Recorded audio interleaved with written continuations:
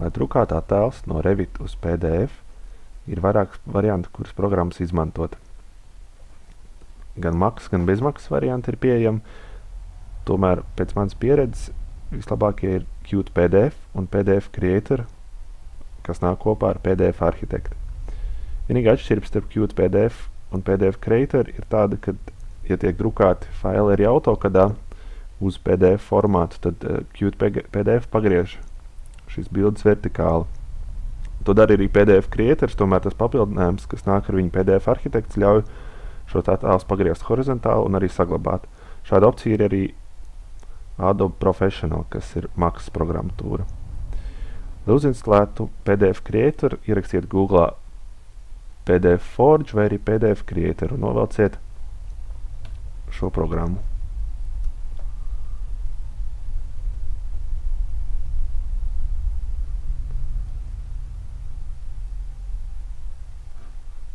Kad lejupielāde ir pabeigta, palaidiet instalāciju.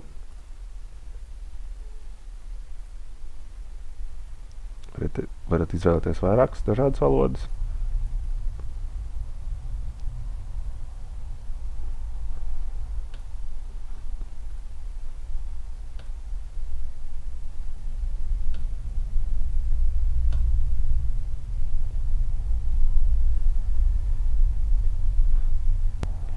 Kad instalācija ir pabeigta, desktop parādīsies divas jaunas ikonas – PDF Creator un PDF Architect. Ieiet programmā Revit un pārbaudiet, vai pie printeriem ir parādījušies šīs abas programmas.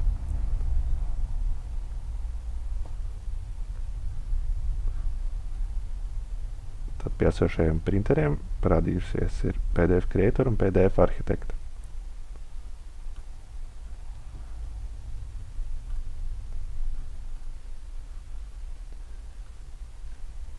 Kad tiek nospiests print, tiek izveidots PDF fails.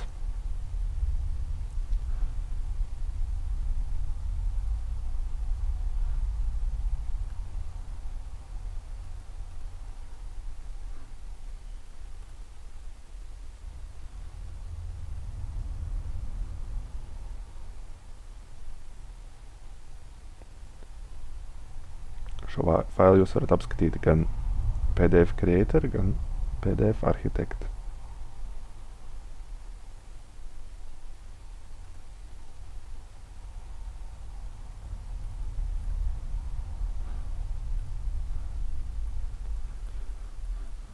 Šajā gadījumā arī attēls ir pagriezies vertikāli. Bet šajā programmā to var pagriezt un arī saglabāt.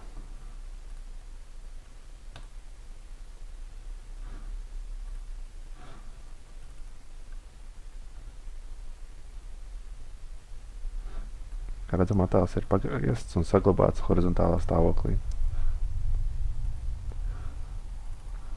Nākamajā video parādīšu, kā uzstādīt dažādas lapas izmērus, kur strādā gan PDF, printējot ar PDF, gan arī ar parastajiem printeriem.